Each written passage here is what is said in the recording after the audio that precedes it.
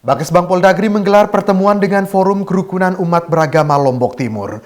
Pertemuan tersebut dalam rangka penguatan peran tokoh agama dalam menjaga kondusivitas pelaksanaan pemilu yang akan digelar pada 2024 mendatang.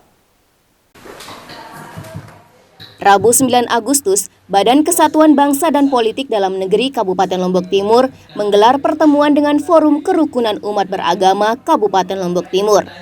Tercatat 32 pemuka agama dan masyarakat yang hadir dalam kesempatan tersebut. Pertemuan ini dalam rangka penguatan peran tokoh agama menjaga kondusivitas pelaksanaan pemilu yang akan datang.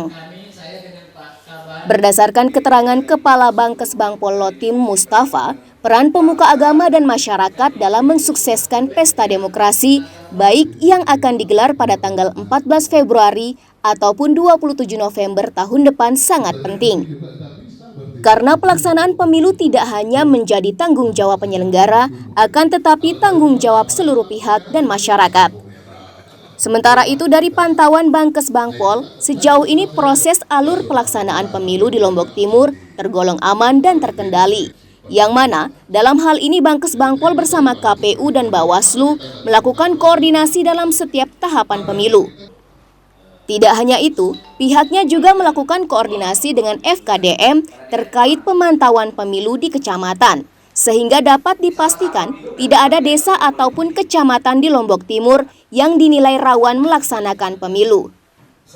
Ditegaskan Mustafa, salah satu fokus kegiatan yang akan dilakukan mendekati pelaksanaan pemilu ini adalah sosialisasi kepada pemilih pemula, utamanya pelajar SMA yang umurnya masuk sebagai pemilih wajib di tahun 2024. Selain itu, Bakesbang Pol bersama Dukcapil akan berupaya memfasilitasi masyarakat terkait kebutuhan Adminduk.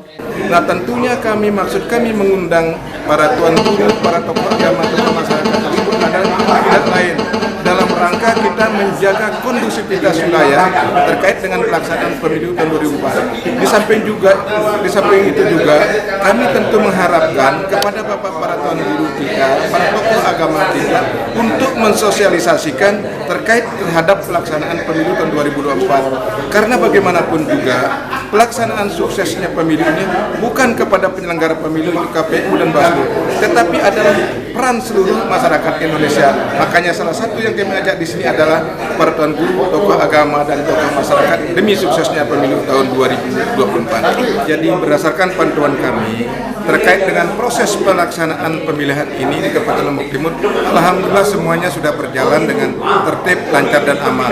Karena kami dengan KPU kemudian dan Bawaslu selalu berkoordinasi dan kolaborasi.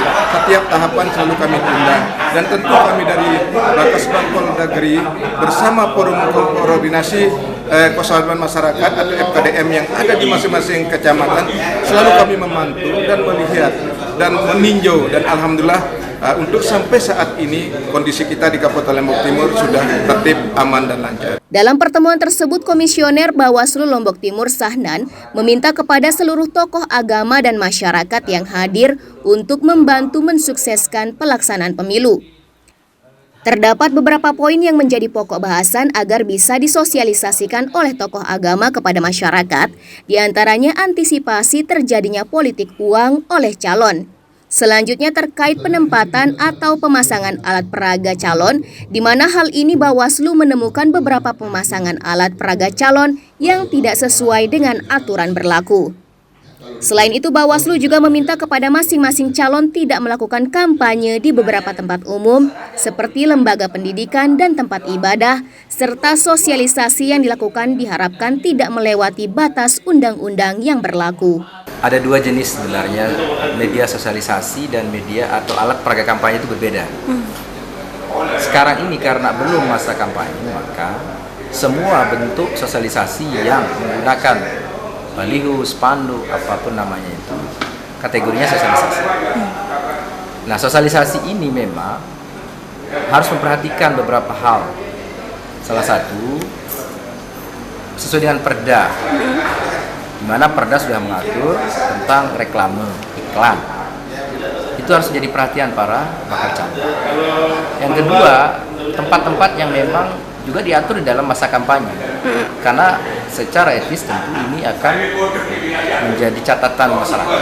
Satu ya lembaga pendidikan, swasta maupun negeri.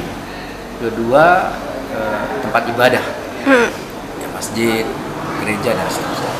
Ketiga tempat kantor atau gedung milik pemerintah. Baik Silawati, Selaparang TV melaporkan.